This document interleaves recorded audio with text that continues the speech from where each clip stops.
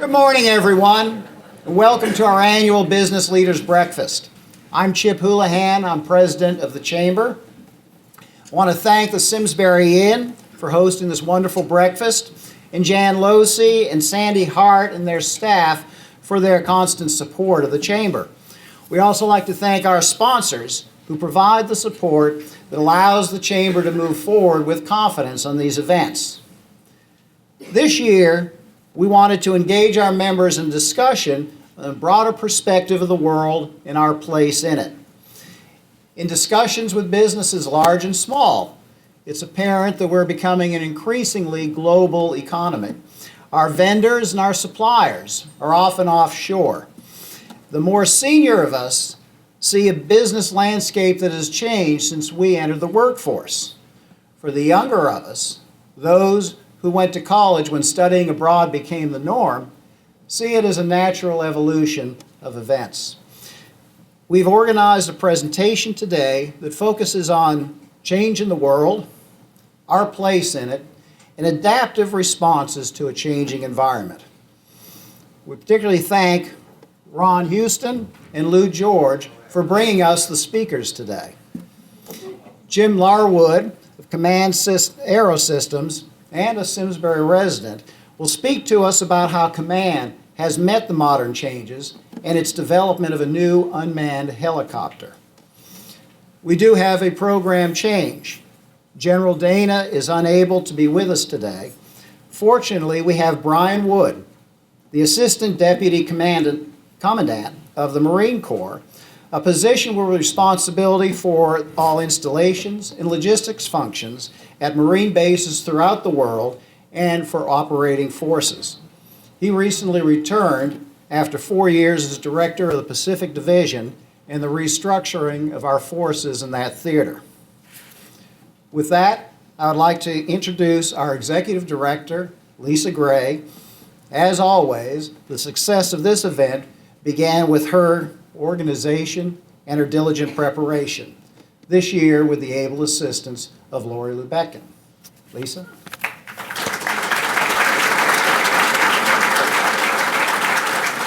Well, thank you very much, Chip.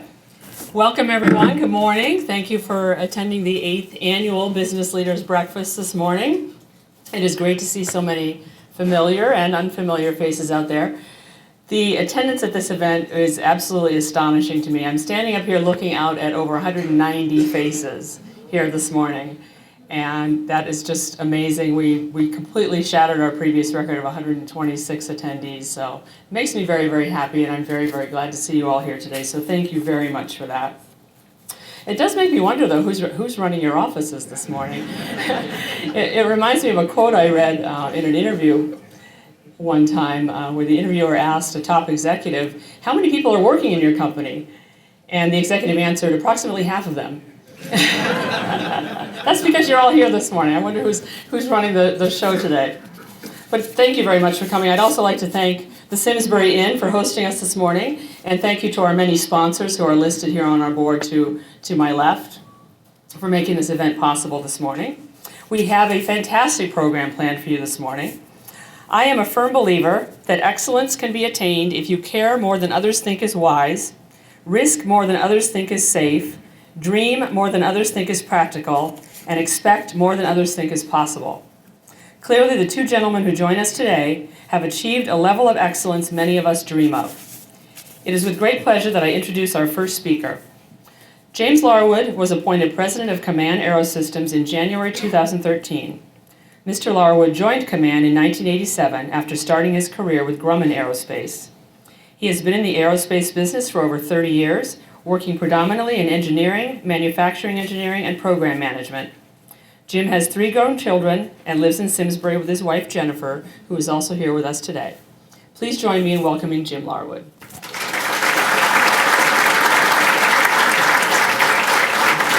Good morning, everybody. Thank you, Lisa, Chip, and Ron, for inviting me to the business luncheon. I appreciate it. When I was first asked to do a presentation today, I had so many topics to pick from. There's innovation, there's technology, there's business cycles, there's program management, there's leadership, all subjects that I truly do enjoy. When the general was announced to speak with me, that pretty much summed up where I was going to head. I'm going to talk to you today a little bit about Command, and then I'm going to wrap it up with the KMAX, which I think most of you are interested in. So let me kick off. I don't have that much time. The Command organization used to be much larger, much more diverse. There's a lot of local people in the room, so you're aware that Command used to own the largest music distribution company in the world. It was Command Music. That's been sold. Charlie was so interested in so many diverse areas. Today, we are now identified with two major businesses. On the right, starting at the top, our CEO, Chairman and President is Neil Keating, and that's the Command Corporation. On the left-hand side in red is our distribution business, well over $1 billion. And in blue, the Command Blue is the aerospace business. And I'm part of the aerospace business, and if you come down from the Command Blue, you can see two major gray boxes. On the left-hand side are engineering products, and two businesses exist in that group. One is Specialty Bearings, and the other is Command Precision Products. I also happen to be the past president of Command Precision Products, and recently I've become the president of Command Aero Systems. Command Aero Systems, down below, has four major P&Ls. P&Ls consist of, from left to right, our helicopter group, air vehicle, MRO, our composite structures group, and I'm going to talk a little bit more about these, our engineering services group, and our integrated structures group. If we take a look at the Aerosystems group and its geographic footprint, I have 13 locations. Starting up in the top left-hand corner are engineering businesses in 3 locations, Seattle or Everett, South Carolina, and Alabama. The second is a composites group in Wichita, Kansas. We have a composites group in Burlington, Vermont. We have a composites group in Bloomfield, Connecticut. We have an assembly group in our Jacksonville, Florida facility. We also have a metallics group that supports that Jacksonville group in Chihuahua, Mexico. We have the helicopter group that most of you are familiar with in Bloomfield, Connecticut. We have 3 businesses in the UK. One is a composites business, one is a tooling business, and one is a aircraft assembly business. And we have another composite business in Goa, India. That keeps me busy. I travel to all those sites. I'm a pretty much hands-on manager. Each one of those sites does have a specialty. It is an area of focus. I think today, because of what the general was going to speak of, and probably because of the local audience, most of you are going to be interested in the helicopter group. My wife's here today, and she said, at least put one joke in the slide. And being from Simsbury, even though it's a baseball joke, I can't help but remember this. I was part of the Simsbury Soccer Club for over 12 years, ranging from travel director to executive vice president. And boy, did this resonate with me. And it's appropriate today when we talk about drones.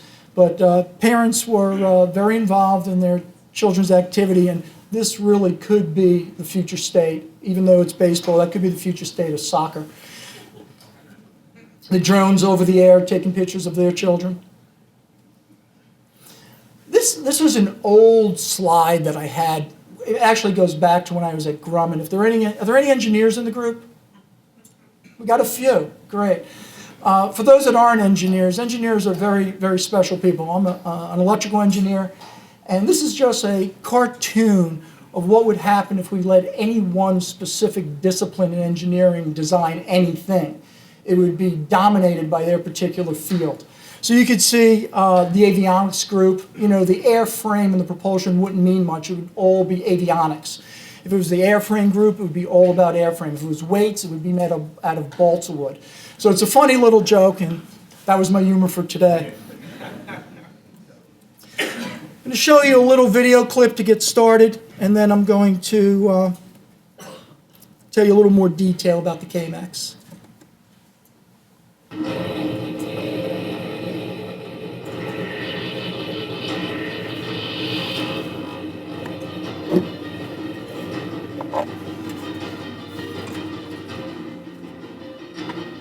first point, we got up to a tempo of running 6 missions a night. I think we were over 33,000 pounds a night.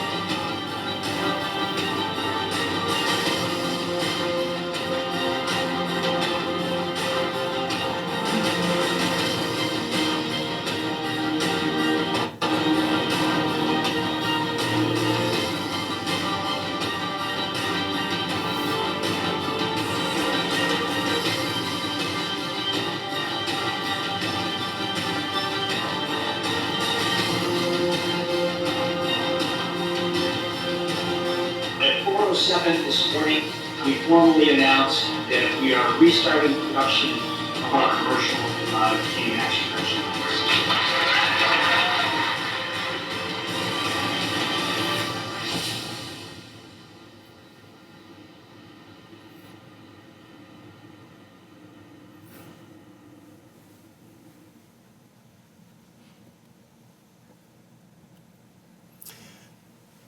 So, the K-MAX, and I have a model of the K-MAX here, is very unique looking. Many of you have probably seen it in the air. There are two main versions. One is a piloted version or a manned version, and what you just saw in that video was an unmanned version. And I'll talk a little bit more about both. Up on the screen right now, I won't bore you with too much detail, but that unique configuration clearly starts with no tail rotor. Now, a tail rotor is important on a conventional helicopter because it keeps the helicopter from spinning the direction of the rotor blades. What's unique about the K-MAX, it has an intermeshing rotor system which negates the need for a tail rotor. And what's important about that is it saves a tremendous amount of energy, an entire drive shaft coming all the way back down the empennage and running another propeller system. Therefore, all the energy goes to lift, and that's what's key about the K-MAX. We, Charlie Command, actually affectionately coined the K-MAX an aerial truck. It first got launched in 1994, and its targeted market was the forest industry. If anybody has seen a mountainside get completely taken down, all the trees taken down and stripped, that was the typical way in which the lumber industry and the transportation system worked. It was very difficult to get roads up in those areas, so they just stripped the entire field.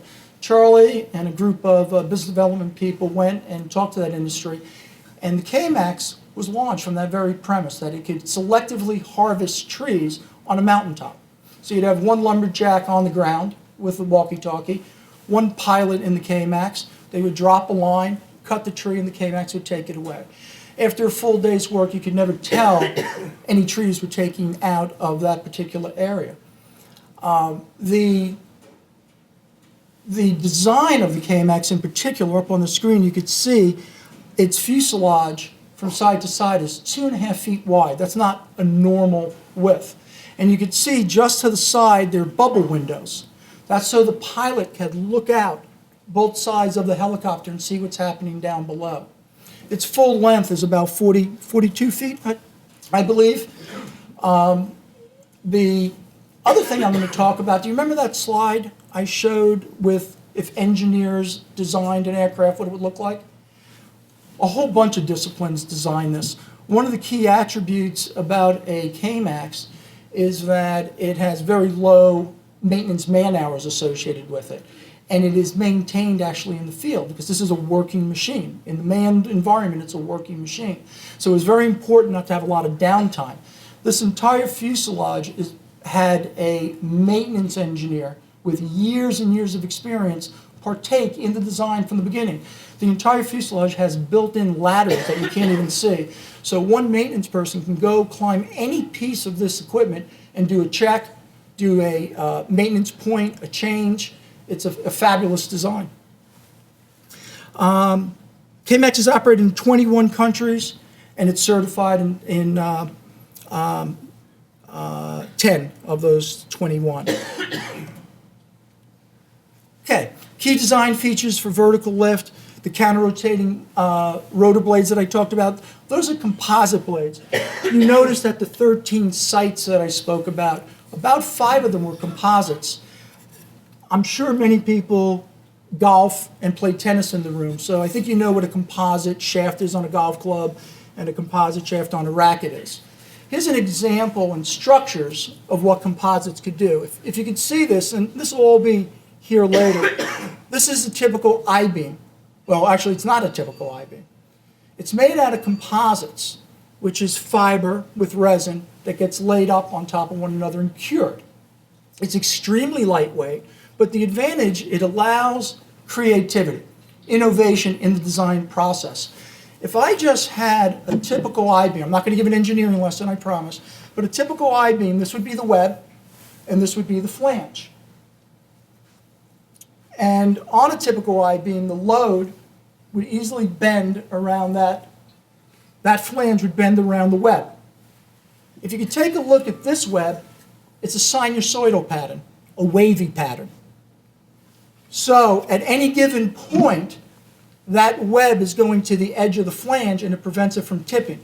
And what that does is it allows it to be much lighter weight. The material itself is already lighter weight, but it can be much thinner. This in a typical aluminum I-beam construction for this application, which was in the V22, would be about 4 times thicker and about 5 to 6 times heavier. This rotor blade is truly a composites rotor blade, not just with graphite and fiberglass. It has almost I used to tease, it has the entire table of elements in it. It has a wood spar, 2 different types of woods, pinoculite, stainless steel. There's so many metals in it. It is a very interesting, unique blade.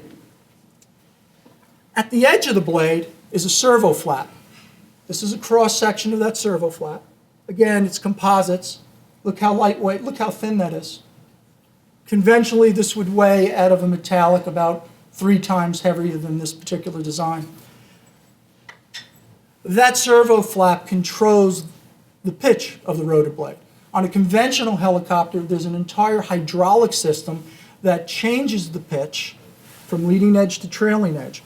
There are no hydraulics in the KMAX. Again, all power going to vertical lift. The weight to lift ratio, there's about a 5,500 weight aircraft and it lifts 6,000 pounds. It's certified right now in a Cat 3 category for 4,500 pounds through NavAir. It operates in austere environments, 1.4 maintenance hours per flight hour. That may seem like a lot. On a conventional helicopter like Black Hawk and others, we're talking more in the 4 to 5 hour range of maintenance man hours. This is a very unique helicopter. High commercial availability, uptime. Remember, this is making money in the manned environment, and it's low cost of operations. It's about 85 gallons an hour, about $900 an hour for commercial direct operating costs, and unlimited lifetime service life. So it's a very, very well-designed aircraft, very thoughtful, with all the appropriate engineering disciplines partaking, and more importantly, the customer and use inputs. This chart really is just to throw in the altitude requirements. The higher the altitude, the less lift capability, therefore very important for operators to understand what they can lift and what they can't lift. And on top of mountains, we have to deal with temperature conditions as well. The KMAX is now being looked at for firefighting operations. Again, we have a hot environment, different altitudes. The Navy has a benchmark of 9,500 feet, 6,000 pound lift at 95 degrees Fahrenheit.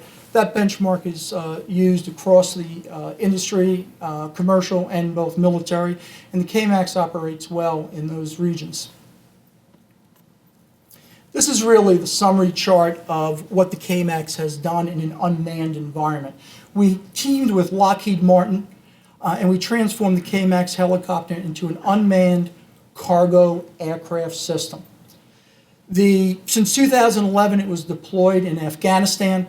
It conducted 24/7 unmanned resupply operations for the U.S. Marine Corps. It transported over 4.5 million pounds in 2,000 sorties. Mission capability rate was 94%. Other aircraft, could be as low as 50%. I already said it, less than 1.4 maintenance man hours per flight hour, 1,300 hour direct dollars an hour direct operating costs, extremely inexpensive, and 46,000 exposure hours eliminated. Where did the KMAX operate in Afghanistan? It took 900 convoys out of danger. It saved lives. We don't talk about the lives it saves because we don't know how many lives it saved, but we do know that it did. 900 convoys. These are replenishment convoys. I think everybody's familiar with a logistics convoy. It is where a military has to move to a destination and they literally bring all their supplies. It's like moving a city every day. And that's where we were losing a lot of our warriors. The KMAX played a unique role in doing vertical lift missions from a main operating base to a forward deployed operating base with no casualties. We're very proud of it. The Marines are very proud of it. With that said, the KMAX has been recognized in a series of innovations. Brian Wood today is going to speak about innovation in general. I just want to point out the many innovation awards that the KMAX to date has received. I'd like to take a minute and just present Lisa Gray and Chip with the KMAX model.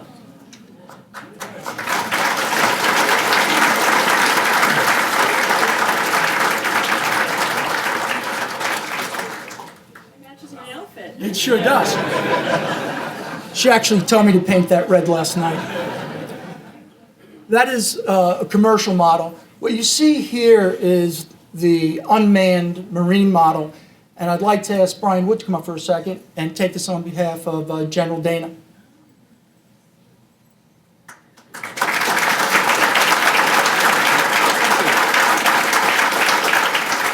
And this matches my personality.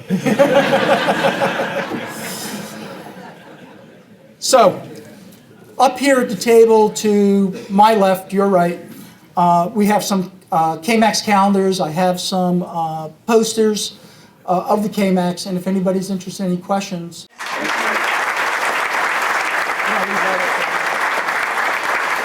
very much, Jim, for that fascinating presentation. And I know some of you did have questions, and I'm sure Jim would be happy to stick around for a few minutes after the breakfast and answer your questions for you. Thank you, everyone. How are you enjoying the breakfast? It's great, isn't it? Thank you. Great job, Simsbury Inn. So someone once said something good comes out of every crisis, and I had my own little mini crisis occur yesterday afternoon when at about 1 o'clock in the afternoon, Lou George called me and told me that Lieutenant General Michael Dana would not be joining us this morning because he had a family medical emergency. So, of course, panic immediately set in as I was thinking, oh my God, we have almost 200 people coming expecting to see this presentation by someone from the Marine Corps.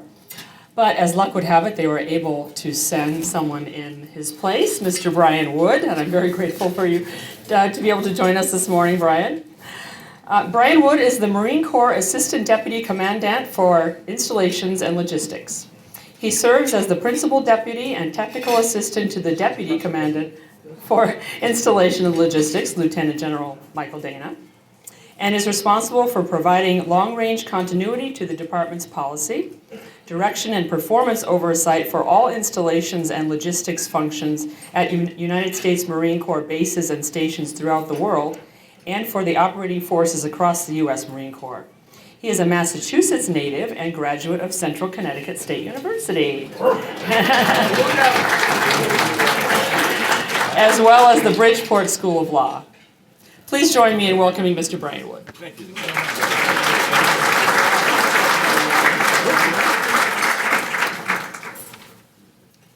Well, thank you, everybody, and good morning. General Dana sends his regrets. He had a family medical emergency, so I apologize. Instead of that good-looking three-star Marine, you get the captain of the JV.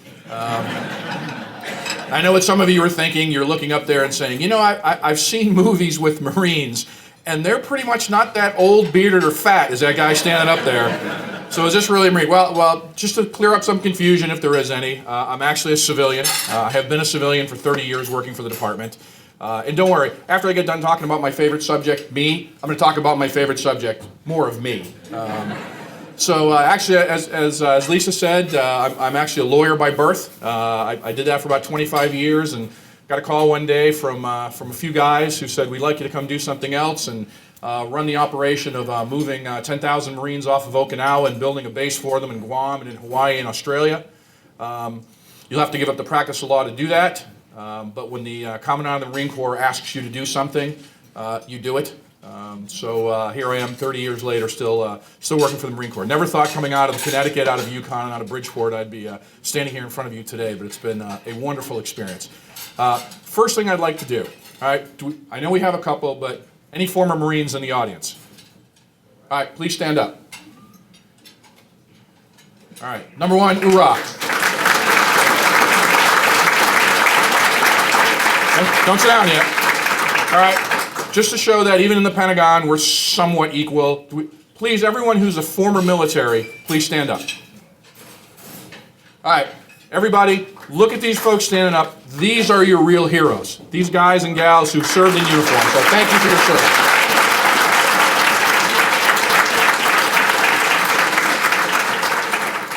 Of course, if any of them were Air Force, that's not really service, but that's okay. Yeah. Most importantly, today is a day I am not in the Pentagon. So if you see me smiling a lot, it's not normally what I do, but it's just great to not be there. So what I wanted to talk about today, and I'm carrying out, by the way, the best thing about working for a three-star general is you can step in and do his presentation pretty easily. Why? Because I wrote it. Right? I mean, who doesn't have a staff? Right? Give it to the lawyer, he'll write it.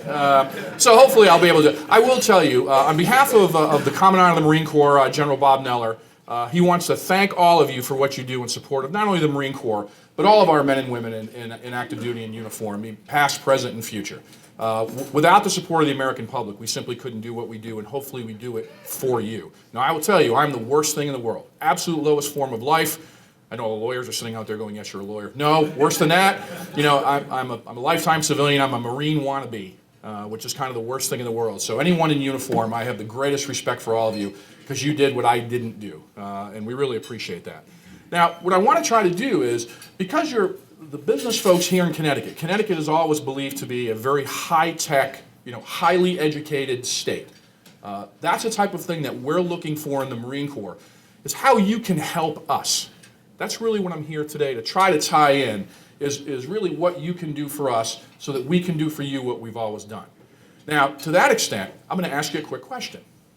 So, what does the Marine Corps do? Does anybody know what our mission is? This is not rhetorical. I'm looking for an answer. Does anybody know what our mission is? Well, I don't want to... First of all, I'm going to tell you, if I devolve into Marine speak, please throw up a red flag, because I probably do that. In fact, right before I came to speak, I walked out in the hallway and asked a very nice young lady for directions to the head. Quickly realized that was probably not the right thing to say, so I'll apologize for that up front. But what's the mission of the Marine Corps? And just so you understand where we're coming from. It's when called upon by the National Command Authority to rain fire and death down upon the enemy. It's to locate, close on, and destroy an enemy. That's what we do. That's our business. So anything that you do or that I do is to help us be able to execute that mission. It may sound distasteful. You may see the Marine, helping knock down a robber in a convenience store. You may see a Marine helping an elderly woman across the road. All great assets and all great tacks that we teach all of our Marines. But our primary mission is to be a warrior. So everything we do is to support that. Now, why is innovation key, and why am I going to tie in some of the things that you'll see up here on the screen? Give you a quick example.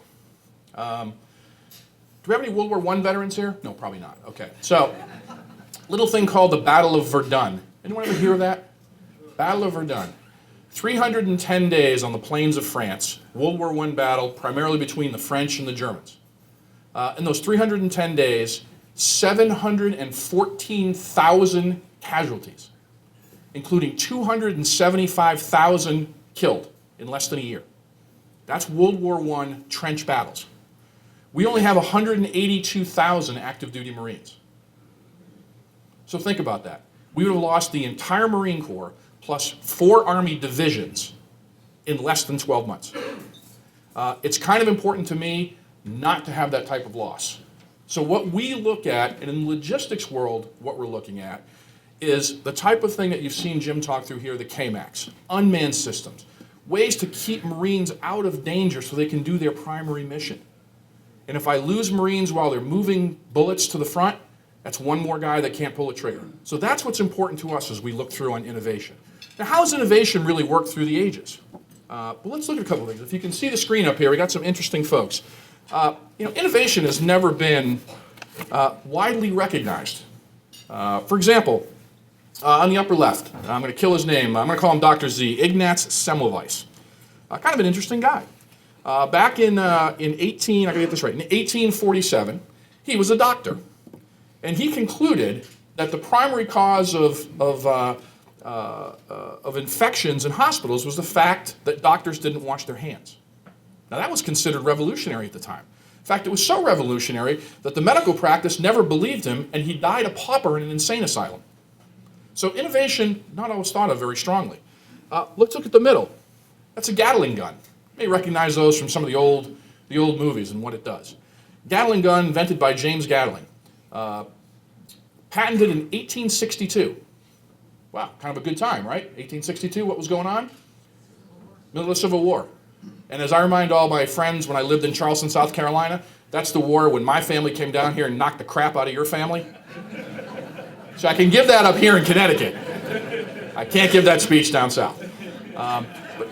But fascinating, 1862, Gatling gun. How many Gatling guns were used by the Union Army? 5.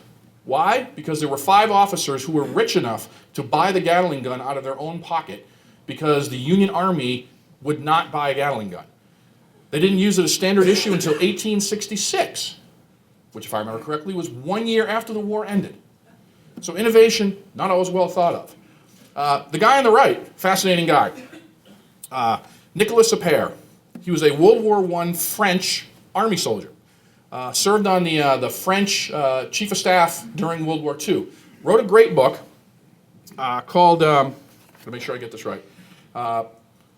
What he did was he wrote a book later, but he answered a challenge from the French Army. They offered 12,000 francs, which today is about $45,000, as a reward to anyone who could figure out how to preserve food better so that when an army was moving forward, it didn't have to forage. Armies back in those days foraged for foods. He spent 12 years, and then in it was 1795, and in 1810, they gave him the award because he invented canned food. Think about that, canned food. That was invented to help an army as it moved forward to preserve food. But it took 15 years and basically an award from the French Army in order to do that. Lower right, left, sorry, my right, Marc Bloch. Or Bloch, if you're French. Another French soldier from World War I on the Army staff. He actually wrote a book prior to World War II that talked about the ability for armies to maneuver for adaptation of different things like mechanized warfare, instead of horse-drawn, instead of single fires, instead of the old trench warfare. And he said basically the defeat of the French was based on a defeat of the mind, because the French army could not come to terms with warfare in the modern era like the Germans. We all know what happened to the French in World War II. Over to the right, probably can't see that. That's a picture of General Patton and General Guterland, who was, by the way, they're not together. We cropped this picture, just in case you're curious. They weren't fast friends. Patton, everyone probably remembers if you saw the movie, Patton was an armor guy, he was a tank guy, wrote extensively on the use of armor, especially moving across the plains of Europe. Not widely read prior to World War II until Guterlein, who was the author of the Achtung Panzer, actually the guy who developed blitzkrieg warfare, actually blitzed through Poland in 11 days using that type of warfare. After that, everyone thought Patton was a genius because he'd actually thought of it as well. So a very different type of warfare. So innovators are, kind of interesting people when it goes like that, but not always well thought of. You probably know what happened to Patton. Go on to the next one. So what's the legacy? Let's look at something here. If you can see the picture up on the left, have to look at our history. How did we fight wars? How many people here have seen Saving Private Ryan, the movie? Probably everybody. Everyone thinks the first 25 minutes, the warfare scenes, how they come across the beach. That's a little thing today we call A2AD, anti-access area denial. To say that the Germans were practicing that back then is probably a mild understatement. I can't help it. The logistician in me, although I'm not a logistician, actually loves the scene at the end, or at the end of the first battle scene where they're all sitting on top of the bluff and the captain's looking around figuring out what they're trying to do, and you see all the jeeps and the trucks and the tanks for about a 1 minute scene rolling across the beach. That's how we did warfare back then. If you can see this photo, we created an iron mountain. So the key was, as soon as the troops stormed the beach, the first thing behind them had to be all the logistics support. All their food, all their ammo, all their water. You had to get that in there because they couldn't move inland, they couldn't move to their target and engage it if they didn't have these types of supplies. Well, we've got to figure out a better way to do that. Building an iron mountain these days is very difficult in the days of precision-guided munitions, where someone can reach right behind our lines and blow all this stuff up. We have to figure out a better way to do that. So, what are some of the things we've been doing over history as we do this? Well, if you look down here, the larger picture, which is Vietnam, these are what are called stingray teams. Stingray teams in Vietnam were actually a great change in the method of warfare. Why? Well, this is the entire size of a team. Okay, very small. You don't see them toting a lot of logistics with them. They learned how to do just-in-time support and supplies. Fascinating part, were they successful? Yeah. They had a kill ratio of about 34 enemy to every one of them. They initiated contact in 95% of their engagements. That means we found the bad guys and went after them. An average Marine Corps battalion back then was about 1 to 7 KIA, so the Stingrays were doing pretty well. Key to them, better communication would have helped them, better incoming fire would have helped them, better ability to call for aviation assets would have helped them, types of things that we've been working on. But a very different way of warfare compared to the old, let's put 150,000 across the beach and then build a mountain behind them. So things that made them much more survivable and for us much more lethal. Another little picture here. This is General Gray, General Al Gray, one of our former commandants back in the late 70s, early 80s. Really given credit for making today's Marine Corps a thinking man's Marine Corps. We were talking earlier, some folks are saying, well, leadership in the Marine Corps seems to be much more educated, much more wide thinking. To be a general officer in the Marine Corps today, to be one of those 83, you have to have at least a master's degree. Most of them have a couple.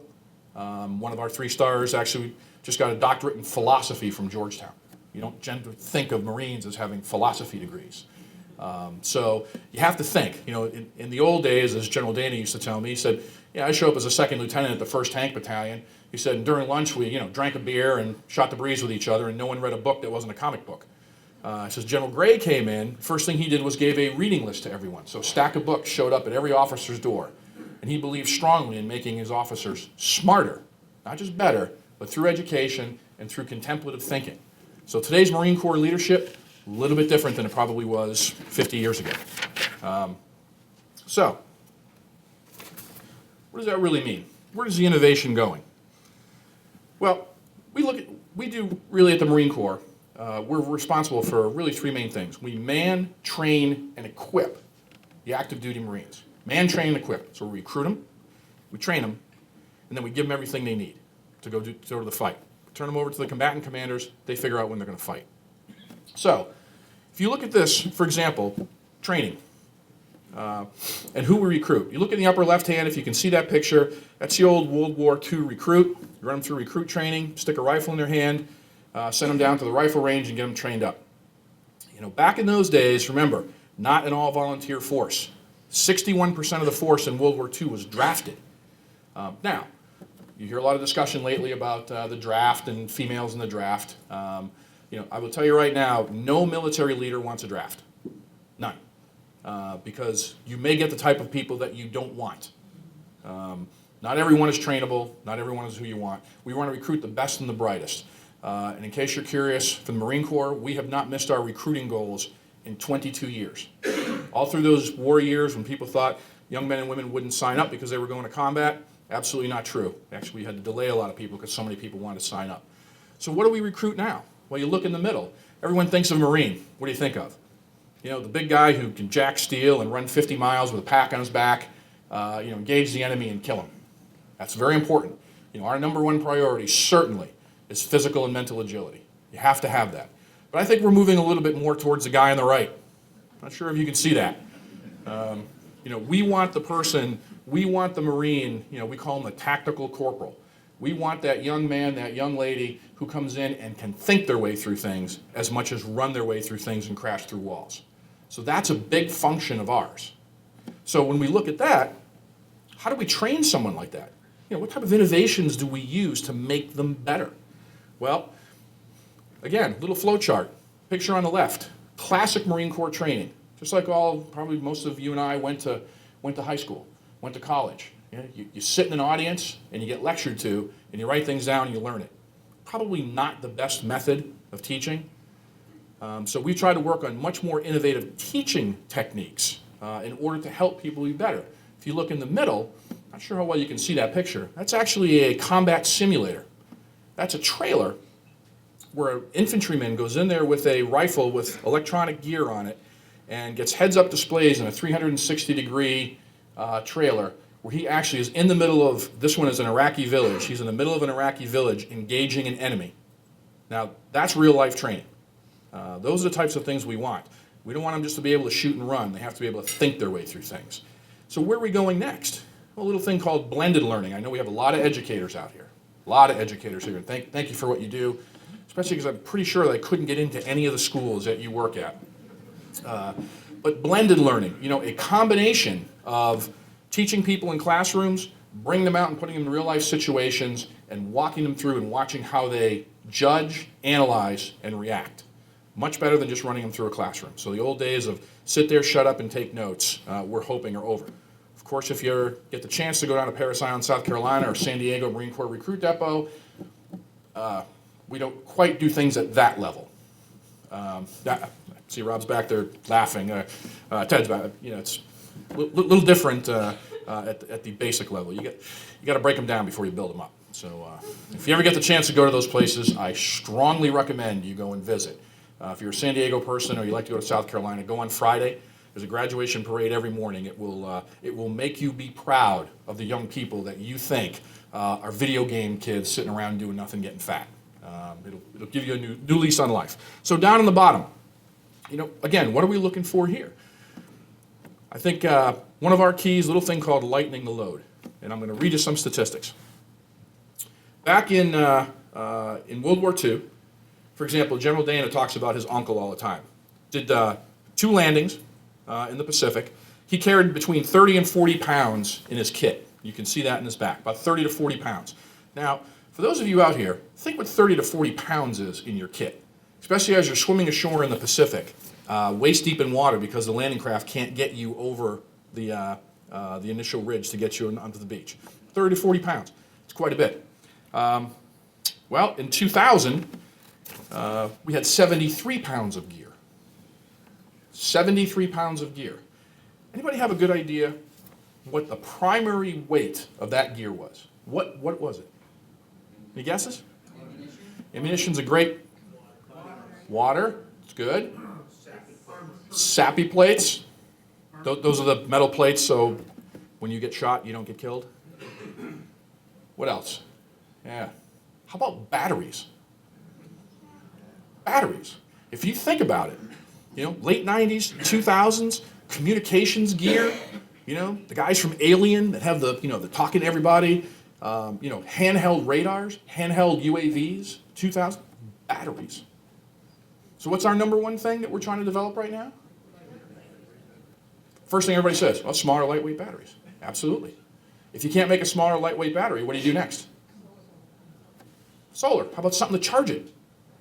We have an 8-ounce plate that rolls up like a newspaper. You take that out, you plug it in, you sit it in the sun for 5 minutes, and it can charge 10D batteries in 2 hours. Not bad, huh? So those are the types of things we're looking at. So what do we have to do? Well, okay, so it was bad in 2000. Okay, now it's 2016. What am I putting on my Marines? Anybody have a guess? What was that? What am I putting on the Marines? Another Marine? No, I'm not doing that. Solar panels. Yeah, well, 100 pounds.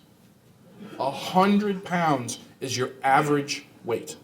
100 pounds. Now, I think I just ate that for breakfast, but that's a lot of weight for anyone to carry. Okay, anyone to carry.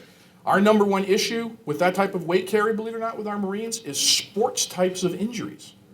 Bad knees for the young ladies, bad hips, bad backs. It wears them down. 100 pounds is a lot to carry. So we've got to find a way to lighten that load.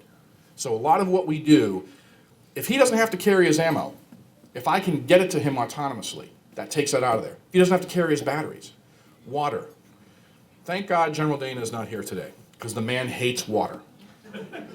He hates bottled water. Why? In the Second Gulf War, it cost me $43 a gallon to bring bottled water into the battlefield. $43 a gallon. Now, remember, I work at the Pentagon, where $1 billion here, $1 billion there, pretty soon you're talking real money. That's a lot. It cost me $22 a gallon for jet fuel. So, did I mention General Dana hates bottled water? Okay, I want to make sure. So we've got to find a way to go back to, I'm going to say, the old system.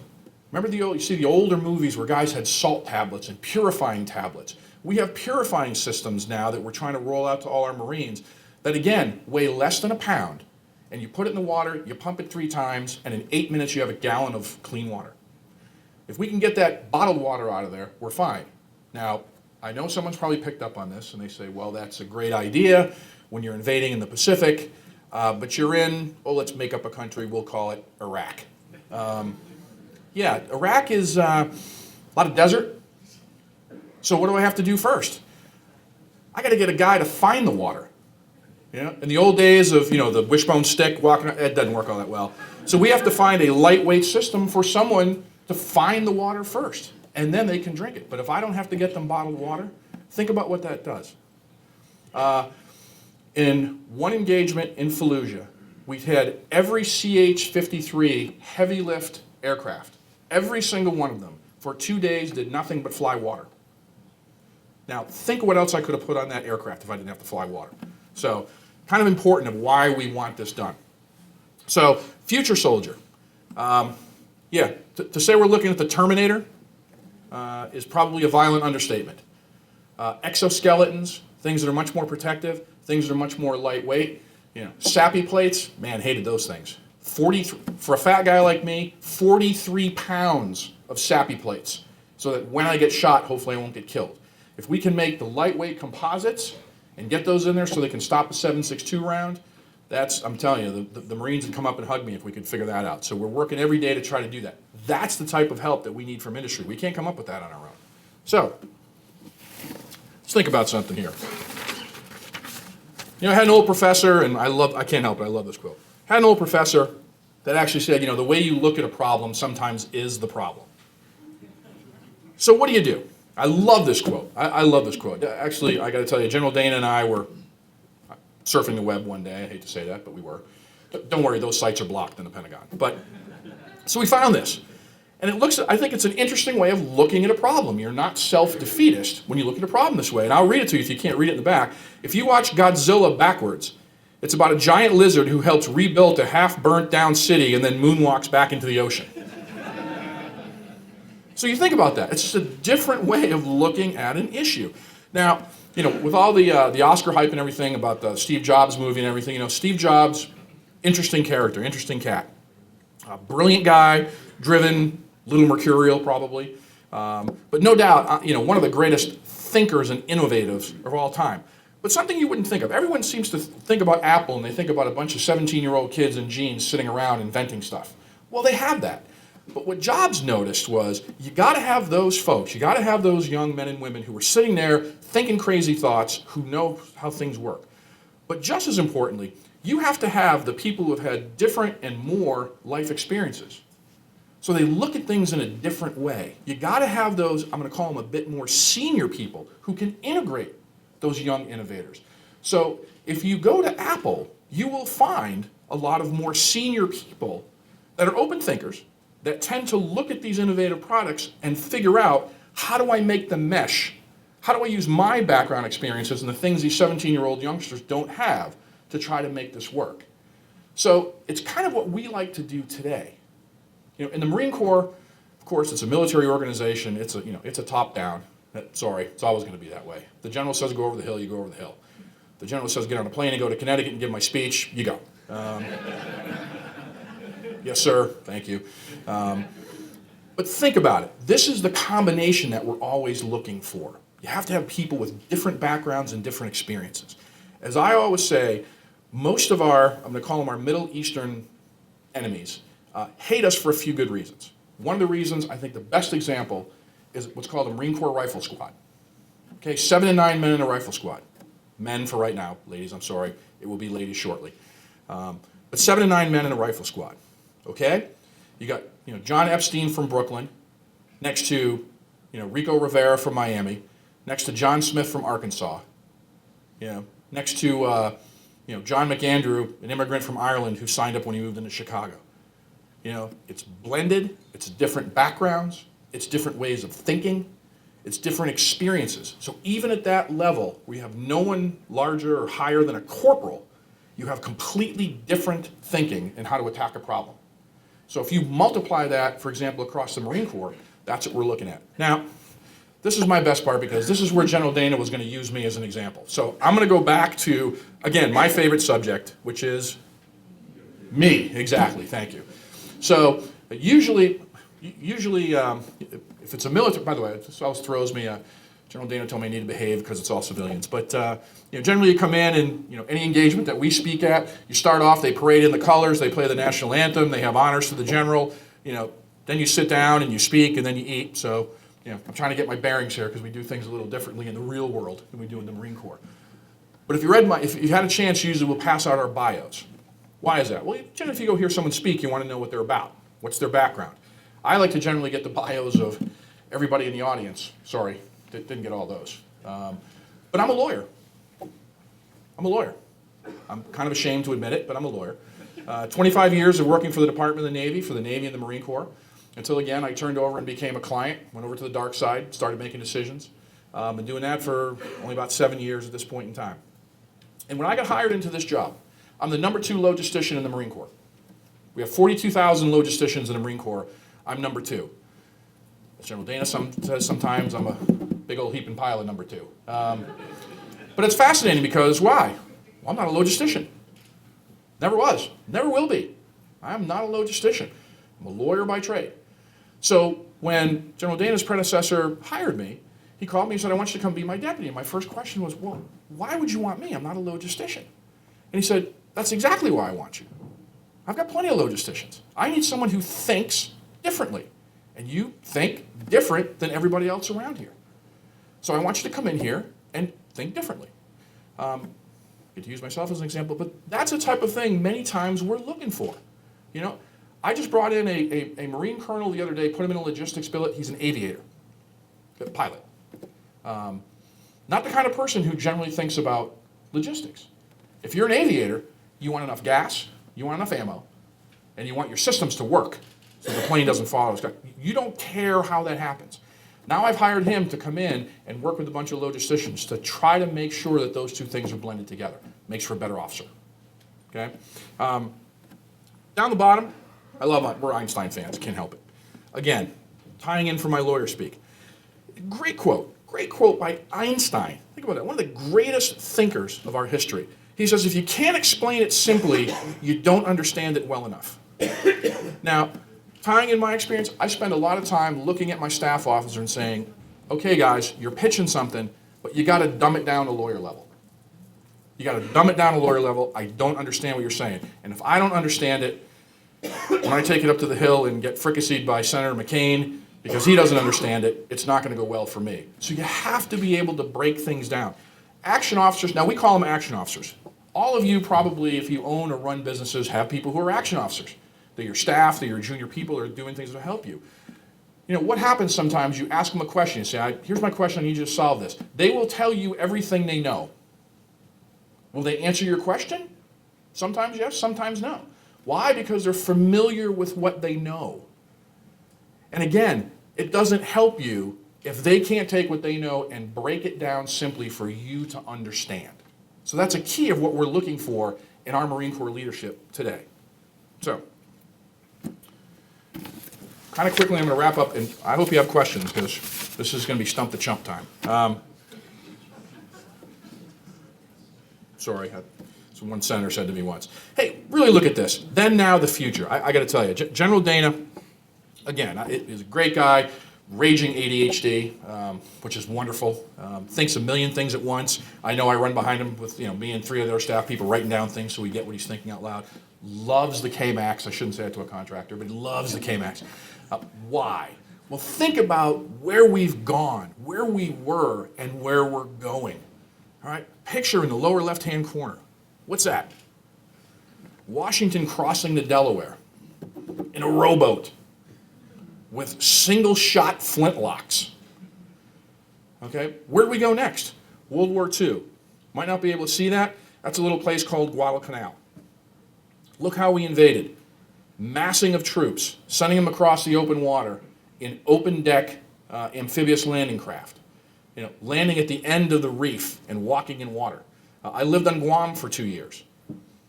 If you ever want to know what naval bombardment was for, it was not to kill the enemy.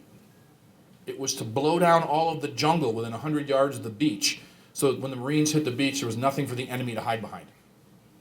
Probably hadn't thought of that, had you? Then you go to a place like Guam, the beach is 10 feet deep, and then there's triple canopy jungle immediately behind it. Not exactly what you want to see if you're wading out of the water with a rifle. So we mass the people, we mass the stuff, we get it on the island, okay? So where are we going in the future? Well, happens to be a picture of K-Max. How about unmanned aerial vehicles? Why? Yeah, it saves lives. It saves effort. It saves lives. Today, you hear the name of every single serviceman who's killed on TV.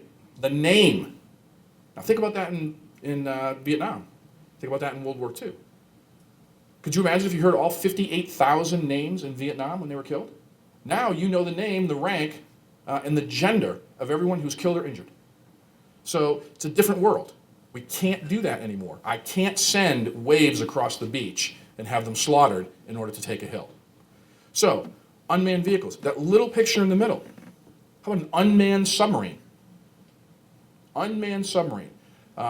Who's the greatest user of unmanned submarines? No, right now. I'm sorry. Yeah, Japanese in World War II. I know we had one of those in Guam. How about right now? The Russians, the Israelis. All right? See, how you approach a problem is important. Who really uses these? How about the people who invade the California coast? Drug smugglers. Drug smugglers. We can learn lessons from drug smugglers. So it's a great invention. Think if I could move that stuff from a ship outside of a tactical range, 50 miles off the beach, and put that stuff up on the beach in a submarine with no one on board. Now think even better. How about if I have 300 of them? I send 300 of them in, and 100 of them get shot. What do you call that? Victory. Better yet, look at some of the aviation drones. How many people here own a drone? Come on. There are no kids out here who own one of those little quadcopters that fly around? Really? With the camera so you can look in your neighbor's windows and everything? Come on. I'm the only one. One? Two? All right, now see, you all should own them because A, they're fun. I shouldn't own one because I live about 1.5 miles from the Pentagon and you can't fly a drone within 35 miles of the White House. Well, actually, you can. Once. So, you take that little plastic quadcopter, okay? I designed one that can pick up 20 pounds. 20 pounds, let's make it small. 20 pounds. What's 20 pounds important? It's an ammo can. It's an ammo can of 5.62 ammo, which fires out of an M16, okay? How much those little whiz-bangers cost? I bought one off the shelf for 49 bucks. Think of what the military would pay for. Okay, 1,000 a piece. But if we bought, okay, so now what do? I take 500 of those quadcopters, I launch them off a ship, carrying 1 can of ammo, and 100 of them get shot down. And what do you use to shoot down a quadcopter that's 2 feet across? A lot of ammo. And if I get 400 of those to deliver ammo to my guys without any people, think of the savings in lives and gas and everything else that I've just done. And if the battery only lasts as long as the initial flight, who cares? Either you charge it up or you throw it away. Okay, so that's what we're looking at. This right hand, the upper right, you probably can't see. I apologize, that's kind of small. And someone earlier had said, you know, who uses a lot of drones, a lot of UAVs, unmanned aerial vehicles? The Israelis.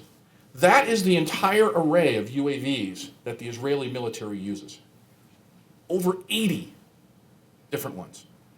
They use it for everything. They use it for supplies because someone's always shooting at them. So fascinating what they've done with it. The middle picture on the right is an unmanned barge, self-propelled. Think about that. I fill an entire barge with equipment with no one on board. And an 18-year-old Lance Corporal sitting back in, out of harm's way with a video camera and a little joystick, and he sails that thing up on the beach. Think of what that can do. Think of what that can do. We have some that containers actually get pushed over the side and self-float and then self-propel into the beach. So I can launch them off a ro-ro, one of those big container ships. Think if I could pull one of those big container ships, shove all those things off the side, and they swim to the beach. Okay? Think what that does for me in fighting power. Okay, so that's really what we're looking at. We're looking for that way ahead. The bottom right is the old style.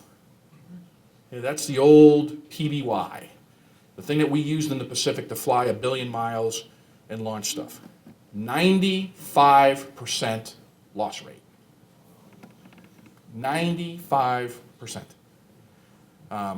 That's pretty high. Can't do that anymore. So this is what we're trying to do.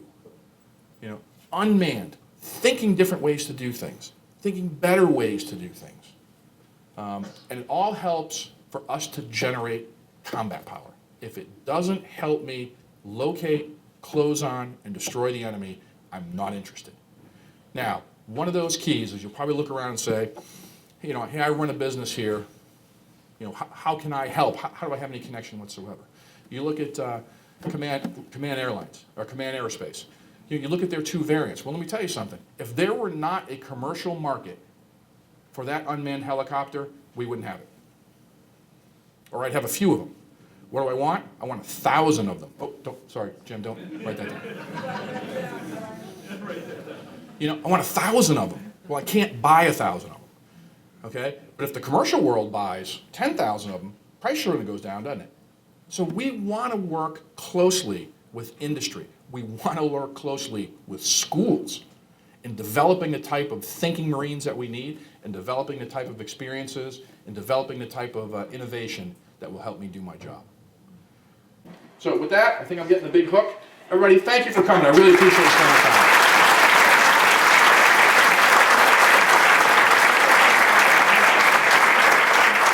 Funding for Simsbury Community Television is provided in part by contributions from viewers like you. Thank you.